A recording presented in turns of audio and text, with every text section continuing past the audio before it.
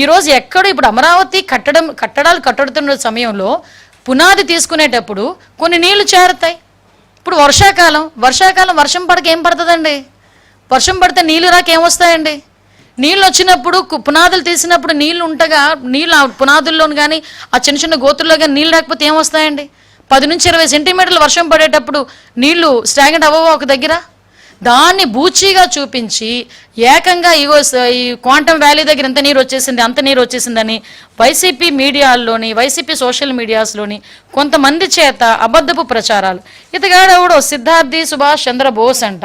ఒకే ఒక వర్షం అమరావతి జలమయం. ఎక్కడి నుంచి పేపర్ తీసుకొచ్చి ఈరోజు ఆ ఫోటోలు పెడతారంటే నాకు అర్థం కాదు. ఈరోజు ఇలాంటివి సోషల్ మీడియాలో వేసి దీని గురించి అమరావతి కోసం 3 రిజర్వాయర్లు ఎందుకు, అమరావతిని ఒక రిజర్వాయర్గా కడితే పోలే, ఈ మూడు పంటలు పండనేలా రిజర్వాయర్లు నీళ్లు పుష్కలంగా ఉండాయి కదా.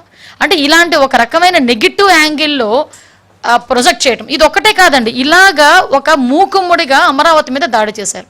ఈరోజు అమరావతి అనేసరికి ఒక ఆంధ్రప్రదేశ్ ప్రజల సెంటిమెంట్.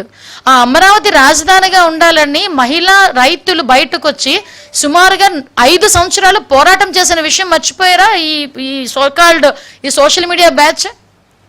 5 సంవత్సరాల పాటు అమరావతిని రాజధానిగా కాదు 3 రాజధానులని జగన్మోహన్ రెడ్డి మాట్లాడితే అమరావతి సెంటిమెంట్ మాకు ఇక్కడ అమరావతి రాజధానిగా కొనసాగాలి అని కొన్ని వేల మంది మహిళా రైతులు ఆ రోజు బయటకు వచ్చి లక్షలాది మందిగా బయటకు వచ్చి ఒక పక్క పాదయాత్రలు చేసి ఈరోజు అమరావతిని సాధించుకునే పరిస్థితి.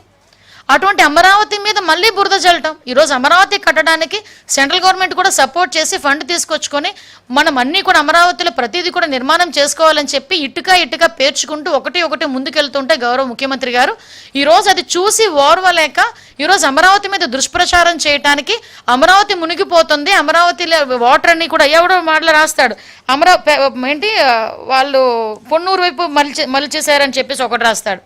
అంటే అమరావతి మునిగిపోకుండా ఉండడానికి ఇంకొక డైవర్ట్ చేశారు. వీళ్ళే ఏదో వచ్చి కాలువలు తవ్వినట్టు, వీళ్ళే సిచ్యువేషన్లో వచ్చి కూర్చొని మాట్లాడినట్టు. అంటే ఏదో పేపరు పెన్ను ఉంది, కీప్యాడ్ ఉంది, మొబైల్ ఉంది, మా నచ్చినట్టు రాసుకుంటామంటే ఎలా అవుతుంది? మేము ఇలాంటి వాళ్ళ మీద కేసు పెట్టకూడదా? ఈరోజు ప్రజల్లో ఒక రకమైన ఆందోళన కలగదా? ఒక రకమైన అలజడి ఉండదా? ఒక రకమైన అభద్రతా భావం క్రియేట్ అవ్వదా?